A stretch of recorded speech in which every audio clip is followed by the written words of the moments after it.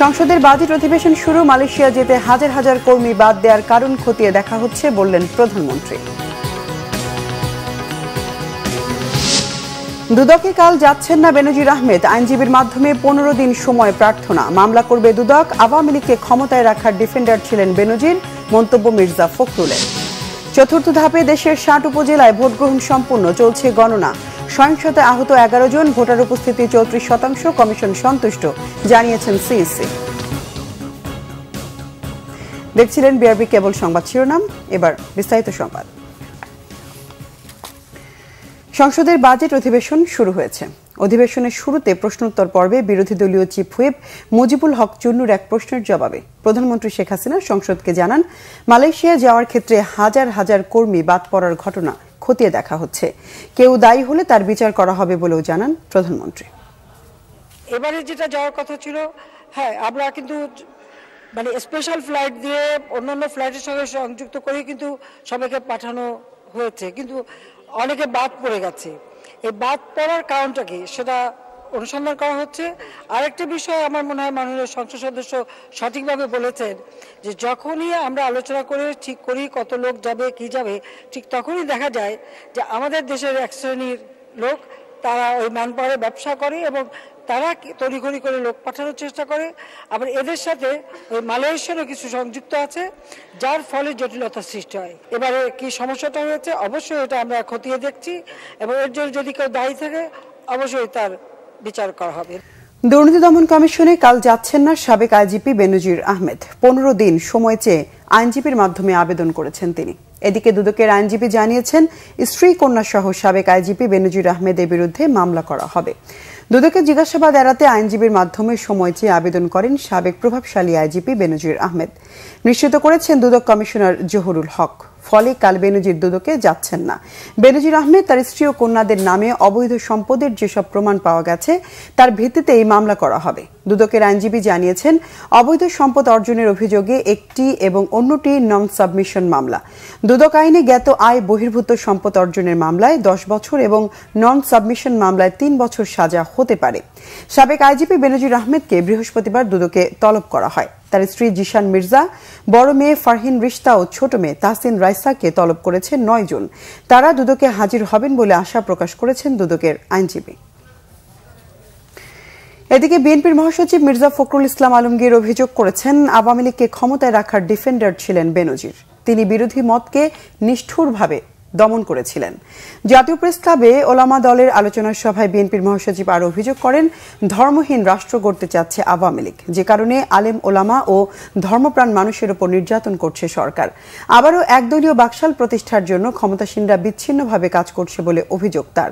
তিনি আরও বলেন, শিক্ষার্থীদের স্কুল সিলেবাসে এমন অনেক পরিবর্তনই আনা হয়েছে যা দেশের কৃষ্টি কালচার আর ঐতিহ্যের সাথে যায় না। পুলিশের সাবেক আইজিপি বেনজির আওয়ামী লীগের কেউ না। আওয়ামী লীগ সাধারণ সম্পাদকের এমন বক্তব্যের সমালোচনা করেন বিএনপির মহাসচিব। এদিকে প্রধান নির্বাচন কমিশনার কাজী হাবিবুল আউয়াল জানিয়েছেন, 4 ধাপের উপজেলা নির্বাচনের ভোট শান্তিপূর্ণ হয়েছে, কমিশন সন্তুষ্ট। জানান, শেষ ধাপের নির্বাচনে ভোটার উপস্থিতি 34.33%। সহিংসতায় আহত হয়েছে 11 জন। আগারগাঁও নির্বাচন কমিশন কার্যালয়ে ব্রিফিং এসব তথ্য জানান সিইসি। এ পর্যন্ত আমরা 5144টি কেন্দ্রের মধ্যে 2089টি কেন্দ্রের যে রেজাল্ট পেয়েছি ওগুলোকে গড় করে দেখা যাচ্ছে টার্ন আউট ভোটার উপস্থিতির সংখ্যা হচ্ছে 34.33 অ্যাকিউরেট। আমাদের কোনো বিষয়ে সন্তুষ্টি অসন্তুষ্টির ব্যাপারে আমরা খুবই সন্তুষ্ট, নির্বাচনটা শান্তিপূর্ণ হয়েছে। দ্যাট ইজ না, যে নির্বাচনটা কোনো রকম মেজর কোনো ইনসিডেন্ট, আমরা বিশেষ করে সহিংসতা হয়নি, সেটা একদিক থেকে স্যাটিসফাইং একটা ইস্যু।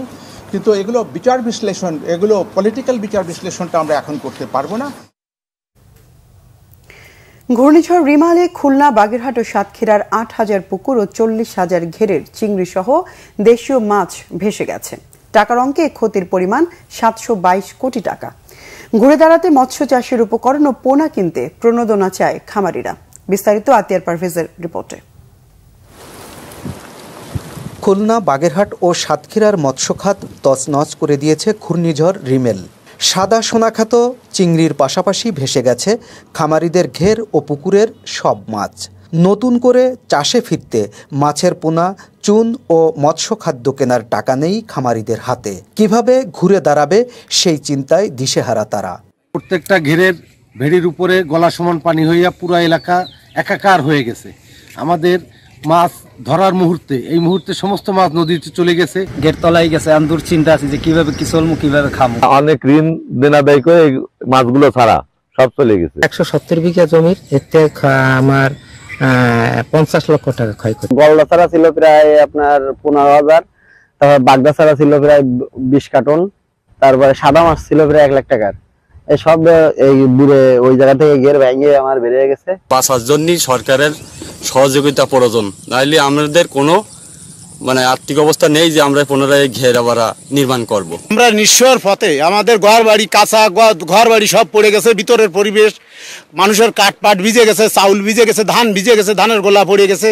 প্রণোদনা না দিলে মৎস্য উৎপাদনের ঘাটতি পুষ্টি সংকট তৈরি করবে বলে মনে করেন এ খাত সংশ্লিষ্টরা। লক্ষ লক্ষ মৎস্য চিংড়ি খামার ডুবে গেছে। এতে করে রপ্তানি বাণিজ্যে প্রভাব ফেলবে এবং স্থানীয় পুষ্টি সরবরাহ প্রভাব ফেলবে। এই প্রান্তিক খামারিদেরকে এখনই উপকরণ সহায়তা দেওয়ার সরকারের কাছে দাবি জানাচ্ছি। নতুন করে চুন দিয়ে পুকুর ও ঘের তৈরি করে পোনা ছাড়তে পারলে ক্ষতি কিছুটা কাটিয়ে ওঠা সম্ভব বলছে মৎস্য বিভাগ। প্রায় 8,000 পুকুর এবং 40,000 ঘের মাছ এবং চিংড়ি এগুলো ক্ষতিগ্রস্ত হয়েছে, বের হয়ে গেছে। আমাদের মাছের ক্ষেত্রে ক্ষতি প্রায় 247 কোটি টাকা এবং চিংড়ির যে পরিমাণ ক্ষতি হয়েছে তাতে টাকার মূল্যে প্রায় 332 কোটি টাকা। আমরা তাদের তালিকা তৈরি করতেছি, তালিকা করে প্রণোদনার জন্য আমরা সুপারিশ করে পাঠাচ্ছি। সরকারি পৃষ্ঠপোষকতা না পেলে আগামী অর্থবছর চিংড়ি রপ্তানি বাণিজ্যে বিপর্যয়ের শঙ্কা খামারিদের।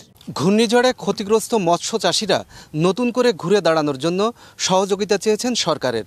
আতিয়ার পারভেজ, বাংলা ভিশন, খুলনা। নরসিংদীতে শতাব্দী প্রাচীন একটি বিদ্যালয়ের মাঠ দখল করে বাজার বসানোর অভিযোগ উঠেছে স্থানীয় এক প্রভাবশালীর বিরুদ্ধে।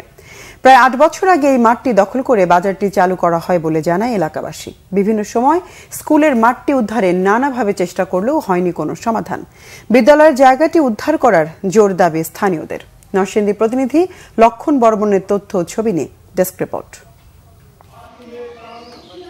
নরসিংদী সদর উপজেলার করিমপুর ইউনিয়নের রসুলপুরে 1919 সালে প্রতিষ্ঠিত হয় রসুলপুর ফ্রি প্রাইমারি স্কুল। 1969 সালে আরএস জরিপকালে জমিটি রসুলপুর ফ্রি প্রাইমারি স্কুলের নামে রেকর্ড হয়। 1973 সালে 30 নভেম্বর রসুলপুর 2 নম্বর সরকারি প্রাথমিক বিদ্যালয়ের নামে জাতীয়করণ করা হয় স্কুলটি। 1993 সালে এই জমিটি রসুলপুর 2 নম্বর সরকারি প্রাথমিক বিদ্যালয়ের নামে রেকর্ড করা হয়। কিন্তু 8 বছর আগে স্থানীয় মমিন মিয়া নামে প্রভাবশালী এক ব্যক্তি বিদ্যালয়ের জমিতে বালু ফেলে ভাইয়ের নামে বাজার চালু করেন। জায়গাটি দখল হয়ে যাওয়ায় বন্ধ হয়ে যায় শিক্ষার্থীদের খেলাধুলা। এটা রসুলপুর হাই স্কুলের মাঠ ছিল, বহুত বড় ছিল, বুঝছেন না। অনেক অস্তে অস্তে নিতে সবাই নিয়ে এটা দল করে অনেক বাজার ঘুরে রয়েছে। বিভিন্ন জায়গা থেকে, বিভিন্ন বাংলাদেশ আনাচেখানা থেকে এখানে খেলাধুলা হচ্ছে। এমন না যে এটা নকশায় নাই, এই সম্পত্তিটা 100 ডিসিমের মতো স্কুলের মাঠ। এটা সরকারি মাঠ দেওয়ার বাজার লাগিয়ে দিচ্ছে না। এদিকে অভিযুক্ত মমিন মিয়া এলাকাবাসীর দাবির প্রেক্ষিতে বালু ভরাট করে সেখানে বাজার করা হয়েছে বলে জানান। স্কুলের বাউন্ডারির ভিতরে স্কুলের স্কুল আছে, যে ভিতরে বাউন্ডারি দেওয়া আছে, খেলার মাঠ আছে। এই বিষয়ে স্থানীয়ভাবে সমাধানের চেষ্টা সহ প্রশাসনের মাধ্যমে সমাধান চেয়েও সুরাহা হয়নি বলে জানিয়েছেন বিদ্যালয় কমিটির সভাপতি ও স্থানীয় চেয়ারম্যান। এটা বিভিন্ন দপ্তরে আমরা অভিযোগ করছি স্কুল কর্তৃপক্ষ, এখনো এটা আমরা কোনো সুরাহা পাচ্ছি না। আশা করি প্রশাসন এই জমিটুকু আমাদেরকে উদ্ধার করে দেবে। সরকারি সম্পত্তি উদ্ধার করে ছেলে মেয়েদের খেলাধুলার জন্য উন্মুক্ত করে দেয়া হবে বলে জানিয়েছেন জেলা প্রশাসক। 8 বছর তো একটা লম্বা সময়। এনিওয়ে তারপরেও যেহেতু আমার নলেজ এটা এসেছে, এটা যদি সত্যি স্কুলের মাঠ হয়ে থাকে তাহলে স্কুলের মাঠ কোনো অবস্থাতেই প্রতিবন্ধকতা সৃষ্টি করে আমরা সেই সরকারি সম্পত্তিটা উদ্ধার করে এই স্কুলের ছেলেমেয়েরা যেন খেলাধুলা করতে পারে এবং একই সাথে আর সেই গ্রামের ছেলেমেয়েরা যেন খেলা করতে পারে সেই মাঠটা আমরা উদ্ধারের ব্যবস্থা করব। প্রভাবশালীদের হাত থেকে বিদ্যালয়ের মাঠটি উদ্ধার করে শিক্ষার্থীদের খেলাধুলার জন্য উন্মুক্ত করবে সরকার, এমনটাই প্রত্যাশা স্থানীয়দের। Bangla vision news desk. নানা কর্মসূচিতে দেশের বিভিন্ন জেলাতেও পালিত হয়েছে বিশ্ব পরিবেশ দিবস। চট্টগ্রামে নানা আয়োজনে দিবসটি পালন করা হয়েছে। নগরীর শিল্পকলা একাডেমি মিলনায়তনে আয়োজিত অনুষ্ঠানে উপস্থিত ছিলেন চট্টগ্রামের বিভাগীয় কমিশনার সহ অন্যান্যরা। দিনটি উপলক্ষে শিক্ষার্থীদের মাঝে ফলজ, বনজ ও ঔষধি গাছ বিতরণ করা হয়েছে গোপালগঞ্জে। পদ্মকুড়ি স্বেচ্ছাসেবী সংগঠনের উদ্যোগে বলাকৈর সরকারি প্রাথমিক বিদ্যালয় চত্বর থেকে একটি বর্ণাঢ্য শোভাযাত্রা বের করা হয়। বর্ণাঢ্য শোভাযাত্রার মধ্য দিয়ে দিনটি পালিত হয়েছে গাজীপুরেও। সকালে জেলা প্রশাসকের কার্যালয়ের সামনে থেকে শোভাযাত্রাটি বের হয়ে শহর ঘুরে আসে। টাঙ্গাইলে মাওলানা ভাসানী বিজ্ঞান ও প্রযুক্তি বিশ্ববিদ্যালয়ে নানা আয়োজনে দিনটি পালিত হয়েছে। এ সময় উপস্থিত ছিলেন vice chancellor professor doctor Mohammad Farhad Hossain. দিনটি উপলক্ষে কালেক্টরেট ভবনের সামনে থেকে এক বর্ণাঢ্য শোভাযাত্রা বের করা হয় নাটোরে। পরে জেলা প্রশাসকের সম্মেলন কক্ষে আলোচনা সভা করা হয়। জেলা প্রশাসনের উদ্যোগে বৃক্ষরোপণ ও আলোচনা সভা হয়েছে রাঙামাটিতে। যৌথভাবে দিবসটি পালন হয়েছে কুড়িগ্রামে। এ সময় আলোচনা সভা ও গাছ বিতরণ করা হয়। বৃক্ষরোপণের মাধ্যমে দিনটি পালিত হয়েছে চাঁপাইনবাবগঞ্জে। রাজশাহীর বাঘা উপজেলায় কালবৈশাখী ঝড়ে বট গাছ উপড়ে চায়ের দোকানের উপর পড়লে গাছ চাপায় ৩ জনের মৃত্যু হয়েছে। রাতে চকবাজার গ্রামের রাজার মোড়ে দুর্ঘটনাটি ঘটে। নিহতরা হলেন বাঘার পাঁচপাড়া গ্রামের জালাল, জাকির হোসেন ও সেন্টু। পুলিশ জানায় রাতে একজন ব্যবসায়ী ও স্থানীয় কয়েকজন দোকানে বসেছিলেন। এ সময় বৃষ্টির সাথে ঝড় শুরু হয়। ঝড়ের এক পর্যায়ে বট গাছ উপড়ে পড়লে গাছের নিচে পড়েন তারা। খবর পেয়ে ফায়ার সার্ভিসের কর্মীরা উদ্ধার কাজ শুরু করে। পরে সেখান থেকে 3 জনের লাশ উদ্ধার করা হয়। এ ঘটনায় আহত আরও 4 জনকে হাসপাতালে ভর্তি করা হয়েছে। দেশের বিভিন্ন জায়গার আরো কিছু খবর নিয়ে এখন একটি ডেস্ক রিপোর্ট। ঝালকাঠির কাঠালিয়া উপজেলায় ঘূর্ণিঝড় রিমালে ক্ষতিগ্রস্ত অর্ধশত পরিবারকে আর্থিক সহায়তার চেক বিতরণ করেছে সমাজসেবা অধিদপ্তর। কাঠালিয়া উপজেলা পরিষদ সভাকক্ষে ক্ষতিগ্রস্তদের মাঝে এই চেক প্রদান করেন প্রধান অতিথি উপজেলা নির্বাহী অফিসার মোহাম্মদ নেসার উদ্দিন। ব্রাহ্মণবাড়িয়া সদর উপজেলা পরিষদ নির্বাচনে বিভিন্ন কেন্দ্রে এজেন্টদের বের করে দিয়ে কেন্দ্র দখল ও জাল ভোট সহ বিভিন্ন অনিয়মের অভিযোগ এনে সংবাদ সম্মেলন করেছেন জেলা আওয়ামী লীগের সহ সভাপতি ঘোড়ামার্কা প্রতীকের প্রার্থী মোহাম্মদ হেলাল উদ্দিন। শহরের পুনিয়াউটস বাসভবনে সংবাদ সম্মেলনে তিনি অভিযোগ করেন, এই ঘটনায় তিনি রিটার্নিং কর্মকর্তা ও প্রিজাইডিং কর্মকর্তা সহ সংশ্লিষ্টদের কাছে লিখিত অভিযোগ দিলেও তা তারা গ্রহণ করেননি। তিনি 40টি কেন্দ্রের ভোট গ্রহণ বন্ধ রেখে পুনরায় নির্বাচন দাবি করেন। 3 দিনব্যাপী কৃষি মেলার উদ্বোধন করা হয়েছে ঝিনাইদহে সদর উপজেলা পরিষদ চত্বরে। কৃষি বিভাগের আয়োজনে মেলার উদ্বোধন করেন জেলা প্রশাসক SM রফিকুল ইসলাম। পরে উপজেলা পরিষদ চত্বর থেকে একটি র্যালি বের করা হয়। খাগড়াছড়িতে পরিবার পরিকল্পনা অধিদপ্তরের উদ্যোগে ইউনিয়ন স্বাস্থ্য ও পরিবার কল্যাণ কেন্দ্রে সার্বক্ষণিক স্বাভাবিক প্রসব সেবা জোরদারকরণ বিষয়ক অবহিতকরণ কর্মশালা হয়েছে।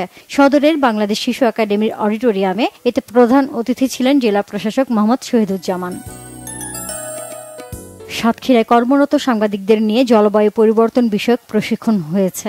LGEDর স্থানীয় সভাকক্ষে অনুষ্ঠিত দিনব্যাপী প্রশিক্ষণে প্রধান অতিথি ছিলেন প্রতিষ্ঠানটির অতিরিক্ত প্রধান প্রকৌশলী ও ক্রিলেকের পরিচালক মোহাম্মদ আব্দুল হাকিম। শহীদ রাষ্ট্রপতি জিয়াউর রহমানের 43তম শাহাদত বার্ষিকী উপলক্ষে সিরাজগঞ্জ সরকারি ইসলামিয়া কলেজের আঙিনায় শতাধিক ফলজ ও ঔষধি গাছ রোপণ করেছে কলেজ ছাত্রদল। সিরাজগঞ্জ জেলা ও ইসলামিয়া সরকারি কলেজ ছাত্রদলের নেতাকর্মীরা উপস্থিত ছিলেন এ সময়। ক্লিন মানিকগঞ্জ গ্রিন মানিকগঞ্জের অংশ হিসেবে সাটুরিয়ায় টোকাই নামক একটি প্রজেক্টের মাধ্যমে পরিবেশের দূষণ রোধে গঠিত হবে ইউনিয়ন ভিত্তিক ডাম্পিং স্টেশন। উপজেলা প্রশাসনের আয়োজনে কার্যক্রমের উদ্বোধন করেন জেলা প্রশাসক রেহানা আক্তার। কক্সবাজারের রোহিঙ্গা ও হোস্ট কমিউনিটির জীবনমান উন্নয়নে গত 5 বছরে 1000 কোটি টাকার প্রকল্প বাস্তবায়ন করেছে স্থানীয় সরকার প্রকৌশল বিভাগ LGED। এ সংক্রান্ত অবহিতকরণ সভায় সাংবাদিকদের এ তথ্য জানান নির্বাহী প্রকৌশলী মোহাম্মদ মামুন খান। ড্রেন, কালভার্ট ও ফায়ার স্টেশন সহ আরও বেশ কিছু প্রকল্পের কাজ চলতি বছরের মধ্যে শেষ হবে বলেও এ সময় জানানো হয়। প্রকল্পের সংশ্লিষ্ট কর্মকর্তারা উপস্থিত ছিলেন এ সময়। বাংলাদেশ স্কাউটস ঢাকা অঞ্চলের 25তম আঞ্চলিক ট্রেনার্স কনফারেন্স অনুষ্ঠিত হয়েছে মানিকগঞ্জে। দোতরায় আঞ্চলিক স্কাউট প্রশিক্ষণ কেন্দ্রে দিনব্যাপী আয়োজিত ট্রেনার্স কনফারেন্সের উদ্বোধন করেন বাংলাদেশ স্কাউটসের জাতীয় কমিশনার প্রশিক্ষণ Amimul Ehsan Khan Parvez. Naznin Akter, Bangla vision news desk. সংবাদ শেষ করব বিআরবি কেবল শিরোনামগুলো আরেকবার জানিয়ে।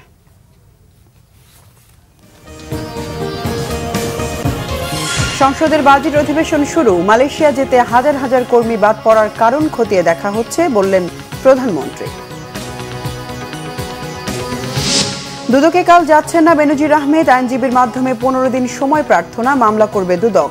আওয়ামী লীগকে ক্ষমতায় রাখার ডিফেন্ডার ছিলেন বেনজির, মন্তব্য মির্জা ফখরুলের। চতুর্থ ধাপে দেশের 60 উপজেলায় ভোটগ্রহণ সম্পূর্ণ, চলছে গণনা। সহিংসতায় আহত 11 জন, ভোটার উপস্থিতি 34%, কমিশন সন্তুষ্ট, জানিয়েছেন সিইসি। দর্শকে ছিল এখনকার মতো, পরের সংবাদ সন্ধ্যা 7:30টায় দেখার আমন্ত্রণ রইল। এছাড়া বাংলা ভিশন সংবাদ ও সংবাদ সংশ্লিষ্ট অনুষ্ঠান দেখতে ভিজিট করুন www.bvnews24.com ও facebook.com/banglavisionnews এবং সাবস্ক্রাইব করুন youtube.com/banglavisionnews। এতক্ষণ সঙ্গে থাকায় ধন্যবাদ সবাইকে।